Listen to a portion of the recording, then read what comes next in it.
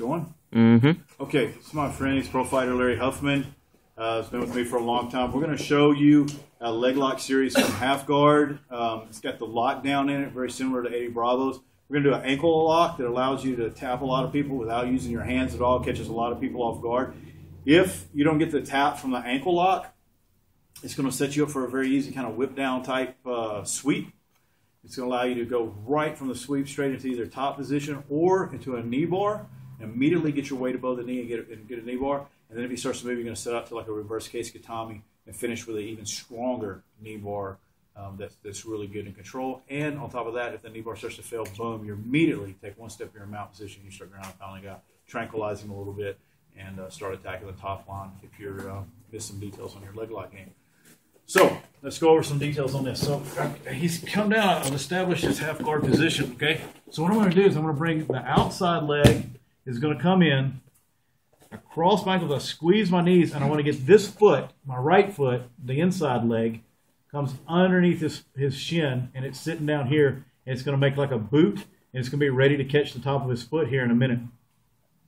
But first thing I need to do, I don't want to reach my hand down here because he's going to be so heavy that my arm's going to get trapped, okay? So what I'm going to do is I'm going to make this grip, maybe grab his elbow, grab his wrist, even his armpit perhaps, depends on what he's doing.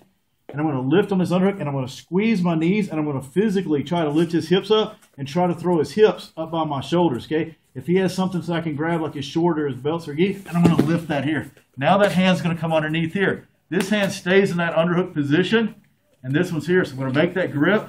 At that time, I'm going to bend try to take my foot. I'm going to bend his foot to the side, creating a triangle right here. Now, I'm going to get my shin of my other foot here. It goes above his calf, if that's at all possible.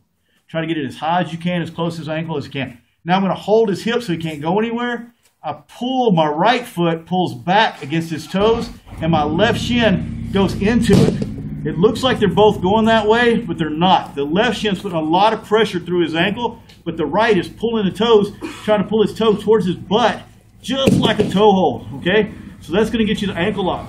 Now, if the ankle lock is failing and he's trying to kick out of it, he's going to bring himself out of position. I'm going to whip around. I'm going to use my head here, come around on this side here, on this other side. I'm going to use my chin, my head, everything, pin his hips down. At that point here, I'm going to take my right leg, I go underneath and make an X underneath his ankle here. So we see this X here? Mm-hmm. Now my hip's in position, I push down, and I got the knee bar. Okay, so it's a very strong top knee bar. If he turns his knee down like that, and I feel like I can't get the knee bar, I'm going to bring this hip out. I'm going to step through.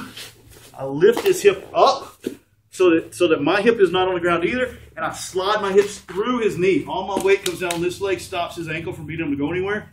And I don't want to just push here with my legs or pushing my groin. I'm going to get him off the ground. My butt's off the ground, see how we're free moving, and I slide like I'm going into second base and just slide right through his knee joint. If he turns his leg down, when I let that go, boom, it's going to take me straight into the mount position, and I'm ready to go with my top game attacks, whichever one I'm going to try to work here, and able to set up for my ground pound, so I'm good to go. Okay, one more time, let's walk through it. I've got the half guard. I fight for the underhook. My outside leg comes in. I cross my ankles by his knee. I squeeze my knees together on the sides. I bump myself to the side. I try to lift him up. I shoot my arm underneath. I control his hip. I lock here. I reach out for his foot. I try to pull his foot sideways. Okay? Boom. Once he gets sideways and he creates that space, I slide that other shin into his ankle. I grab kind of my forearm right in his butt so his hip can't go anywhere. I try to make the break for the ankle lock. I lift it up. I sweep. I pin him down. Once he's pinned, he's trying to move around a little bit. I pin him good. I switch my ankles, make the X, drive my hips down into the knee bar. If he gets his knee turned down, I'm going to sweep, bring myself underneath, lift this up, slide into it, make the pass, come to mount or top position, and get ready for ground and pound and get your points or your top game submissions. Okay, so that's a good little leg combo from the half guard. I think that'll really improve a lot of people's game, really jump you up.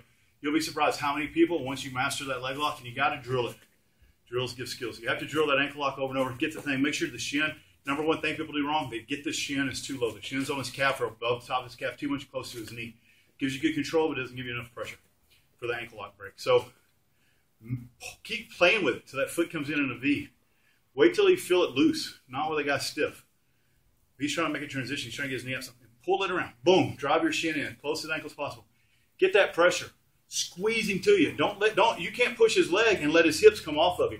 When your feet are pushing his leg, you got to grab like your forearm right in the crack of his butt or grab his hip joint and pull it to you. Lock your elbows in so that 100% of the pressure of both of your legs goes into his ankle.